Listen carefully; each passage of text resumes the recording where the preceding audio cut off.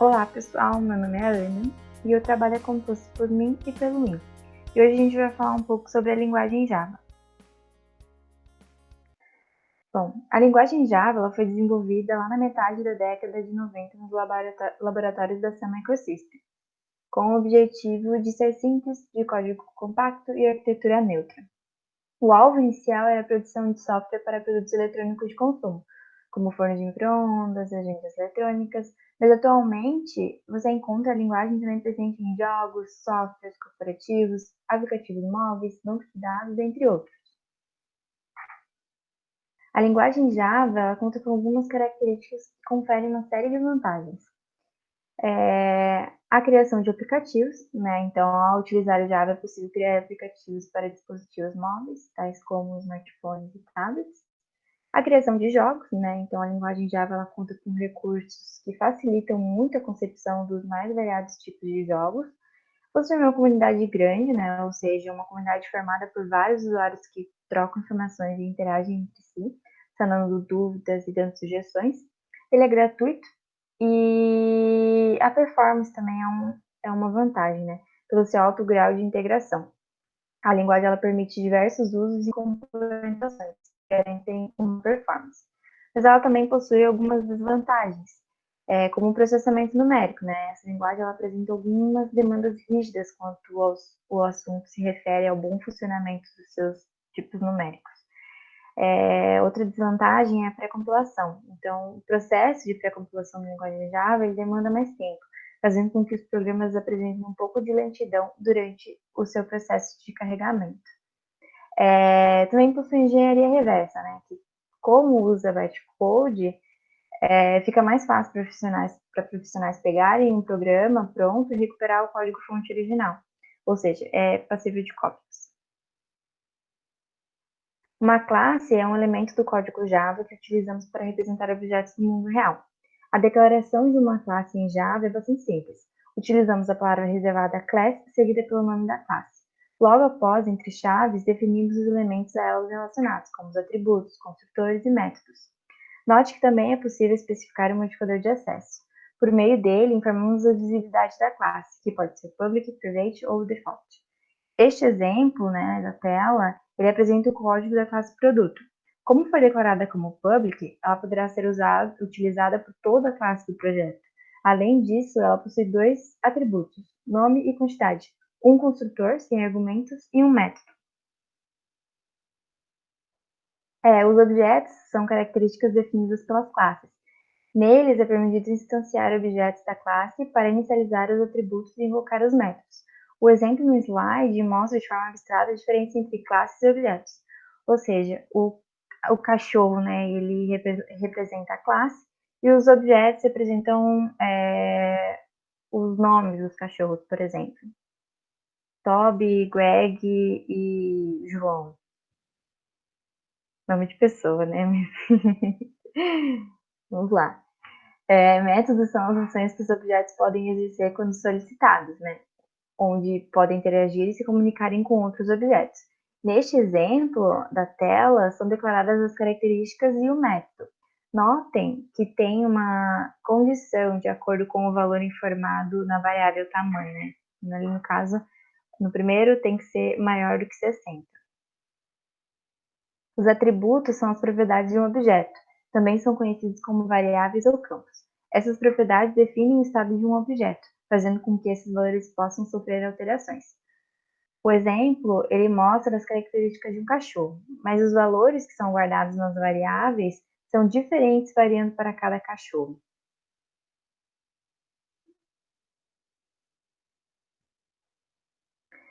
O encapsulamento serve para controlar o acesso aos atributos e métodos de uma classe. É uma forma eficiente de proteger os dados manipulados dentro da classe, além de determinar onde essa classe poderá ser manipulada.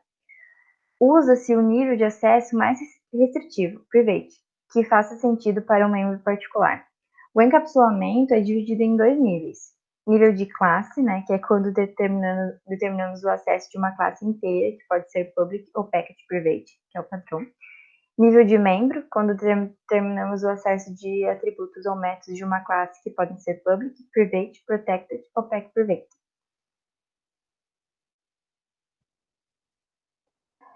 Para se ter um método encapsulado, utilizamos um modificador de acesso que geralmente é público, além do tipo de retorno dele. Para se ter acesso a algum atributo ou método que seja encapsulado, utiliza-se o conceito de get e set. Por definição, set é feita uma atribuição a algum atributo, ou seja, define diz o valor que algum atributo deve ter, e com get é possível recuperar esse valor. O construtor de um objeto é um método especial, pois inicializa seus atributos toda vez que é instanciado. Toda vez que é digitada a palavra reservada 1000, o objeto solicita para a memória do sistema armazená-lo, onde chama o construtor da classe para inicializar o objeto. A identificação de um construtor em uma classe é sempre o mesmo nome da classe. Nesse exemplo da tela, o construtor ele recebe um parâmetro de uma string, que será um argumento de entrada na classe testadora.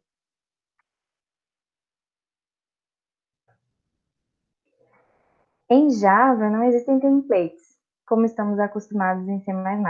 O mais próximo de templates são os generics. Generic é uma nova extensão adicionada na linguagem Java, que provê um tempo de compilação, uma verificação de type safety de código, removendo riscos de class exception durante a execução, o qual é um erro comum antes desse recurso existir. Essa verificação consiste em verificar se o que está sendo atribuído a uma instância de uma classe está de acordo com o especificado. No exemplo da tela, todo o código foi construído com generics.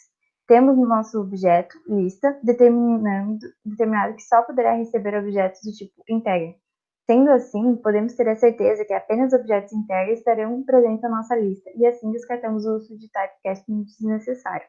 Se você tentar adicionar qualquer objeto que não seja um integer em um tempo de design, automaticamente o compilador já irá apontar o erro e evitar que a aplicação seja de fato iniciada. O que torna a orientação a objetos única é o conceito de herança. Herança é uma técnica para reutilizar as características de uma classe na definição de outra classe, determinando assim uma hierarquia de classes. Existem algumas terminologias relacionadas à herança, como as superclasses e as subclasses. As superclasses, né, é uma classe já existente, a classe base ou a classe progenitora. A subclasse, né, é uma nova classe, uma classe derivada ou a classe filha. Quando uma classe herda características somente de uma outra classe, dizemos que esta é uma herança simples. Um exemplo é de um veículo que pode ser tanto um carro quanto uma moto. O veículo seria a superclasse, enquanto as demais, uma subclasse que vai herdar todas as propriedades da superclasse.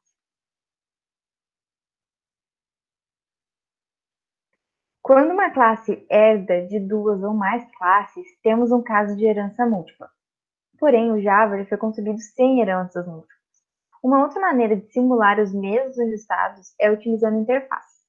Interface é um contrato, onde a sua classe ela se compromete a implementar todos os métodos descritos na interface. Imagine, por exemplo, uma interface chamada veículo e outra chamada motor. A seguir, nesse exemplo da tela, é possível visualizar a implementação das interfaces em uma classe chamada carro.